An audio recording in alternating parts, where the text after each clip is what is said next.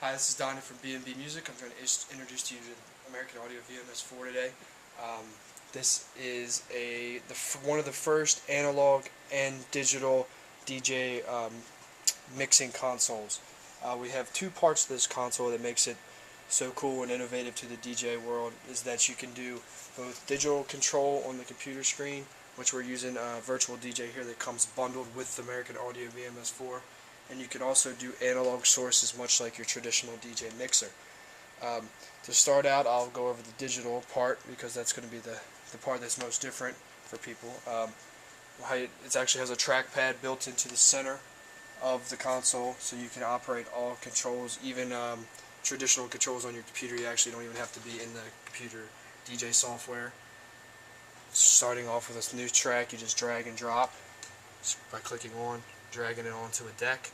As you can see in the top right hand corner, it does beat mapping for easy beat sync. To start off the track, traditional fader controls here. There are two different modes you can operate the VMS4 in. You can operate in standalone control, where the console actually operates all functions, including fader control, crossfader control, and EQ and gain parameters. There's another mode that you can set up in the MIDI log that comes with VMS4 to use the features on the screen to control everything. Right now I do have it in console mode, so everything I do will be controlled here, minus the scratch wheels and pitch bends. The per deck items, they will all be controlled via me from this console. So we're going to start up a new track here. Just cue it from the top. Hit play. We have music. Some real cool functions for the modern DJ that is in the digital world. There is beat sync, in which you can see on the track screen. I have 8753 and 87 on this side. If I start a track, I can sync the beats to 8753 to both sides. So when I do a mix or crossfade across, we do get matched beats.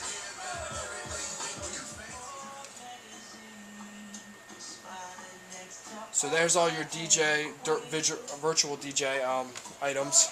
Of course, there's a lot more. There's recording. You can record your mixes. You can do samples from each track. There are a few built-in samples. Alright, what we have here is just a regular iPod.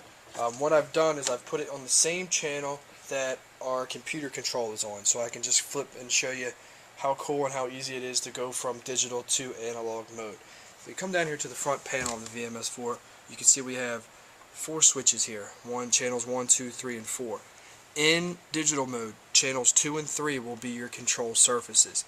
1 and 4 will, in a program that has 4 decks available, you can switch to control USB.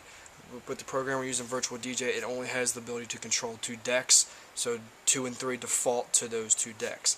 In this case, with the Virtual DJ system, channel 1 and 4, we will leave in analog mode, and you can hook up any analog source, for example the iPod, or any CDI decks, or any other decks from Pioneer, whoever else you're using. What I wanted to demonstrate here is the use of the analog channel. So what I'm going to do is I'm going to start a digital track for us. So what we're hearing now is on the computer screen. That is playing on deck 2, or our left deck of the computer screen, which is channel 2 on the VMS4. Now what I'm going to do is I'm going to start another track on the other deck and crossfade over. We're now on deck 2 of the VMS4, and now here's where the cool part comes in. I'm going to start the song on the iPod. What I'm going to do while we're in the mix mode, while we're in the middle of a gig doing our show, all I have to do is flip this switch from USB to analog. Now when I crossfade back over, I have my iPod music playing.